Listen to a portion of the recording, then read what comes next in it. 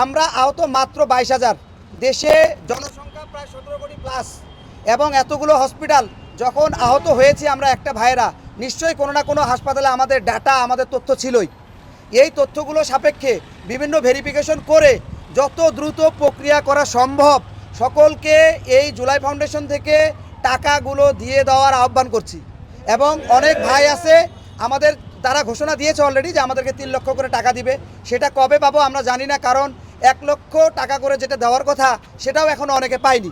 তো সেগুলো কাগজপাতি আপনাদের MIS বা আপনাদের ডাটাবেজে এবং জুলাই অভ্যুত্থানের শহীদ জুলাই ফাউন্ডেশনের জন্য যে কাগজপত্র লাগে সব কিছু বিবেচনা করে যা করা দরকার এটার প্রক্রিয়া আপনারা সম্পন্ন করবেন, আমাদেরকে গাইডেন্স দিবেন, আমরা দিব, কিন্তু আপনারা দ্রুত টাকাগুলো দেওয়ার ব্যবস্থা করেন। অনেক পরিবার আছে, অনেক পরিবারের ছোটো ছোটো বাচ্চা কাচ্চা আছে যারা না খেয়ে রয়েছে। তো এটা একটা জিনিস আমার জোর দাবি জানাচ্ছি আমি। সেই সাথে এটা এই জোর দাবি জানাচ্ছি যে আমাদের এখানে আপনারা জানেন যে এই যে আহত ভাইরা দেখছেন, ইভেন আমাকে দেখছেন, আমি আমার কেরিয়ারে 6 বছর আমি জবে ছিলাম, আমার দীর্ঘ 6 বছরের অভিজ্ঞতা, এবং বিভিন্ন ভাইয়েরা তারা বিভিন্ন প্রতিষ্ঠানে জব করতো, চাকরির পাশাপাশি জব করতো, এবং তারা পরিবারের হাল ধরেছে। একমাত্র পরিবারের উপার্জনক্ষম ব্যক্তি তারা ছাড়া তাদের আমার পরিবারে আমার বাবার বয়স 78 প্লাস, আমার মা 70 প্লাস। তো আমি কিন্তু একমাত্র অবলম্বন। সেই ক্ষেত্রে আমি যখন এই জুলাই বিপ্লবে চাকরিরত অবস্থায় গিয়ে 19 জুলাই যখন গুলিবিদ্ধ হইলাম, হওয়ার পর থেকে নিজের চিকিৎসায় অনেক কিছু ট্রিটমেন্ট করার পরে লাস্টে আমি এখানে আসি এবং সরকারের সাধুবাদ জানাই। কিন্তু এখন আমি যেটা সাফার করছি, আমার পরিবার থেকে শুরু করে এবং সবাই যারা আছে সবাই যেটা সাফার করছে, তাদের হয়ে বলছি যে তাদের পরিবারে ভাই দুমুঠো খাবারও তারা দিতে পারে না, অভুক্ত হয়ে রয়েছে। তো এই যে খাবার দিতে পারে না, সেই জন্য আমাদের জরুরি যেটা দরকার যে কর্মসংস্থান বা পুনর্বাসন। আমরা যে জিনিসগুলো বলছি যে আমাদের যেই ভাইয়ের যেই জায়গার যোগ্যতা, তাকে সেই অনুপাতে সেই জায়গায় সরকারিভাবে কর্মসংস্থানের আপনারা ব্যবস্থা করুন। মাত্র 22,000 পরিবার, যেখানে বাংলাদেশের মতো জায়গায় যখন বন্যা হলো, ঢাকা বিশ্ববিদ্যালয়ের মতো জায়গায় আপনারা সাংবাদিকরা দেখেছেন, পুরো বিশ্ব দেখেছে আমরা বাঙালিরা কতটা মানবিক। একটা ভিক্ষুক তার ভিক্ষার টাকা দিয়েছে, একটা রিক্সা চালক তার রিক্সার টাকা দিয়েছে, সেই টাকা দিয়ে 15 কোটির উপরে টাকা উঠেছে, যেটা বন্যার্তদের সাহায্যে আমরা এগিয়েছি। আমরা মাত্র 22,000 আহত, আমাদের জন্য কি ফান্ডিং আসার কথা না? আমাদের কি কর্মসংস্থান ব্যবহার করার কথা না? কিন্তু আমরা এখনো পাচ্ছি না। এই ভাইকে দেখেন, এই ভাই এক সময় তার পরিবারের সে হচ্ছে পানি বহন করত বিভিন্ন ফ্ল্যাটে, তারপরে বিভিন্ন রকম কাজ করছে সে, আজকে তার পায়ে গুলি লেগে সে বিছানায় পড়ে আছে, তার পরিবারে দেখার মতো কেউ নাই।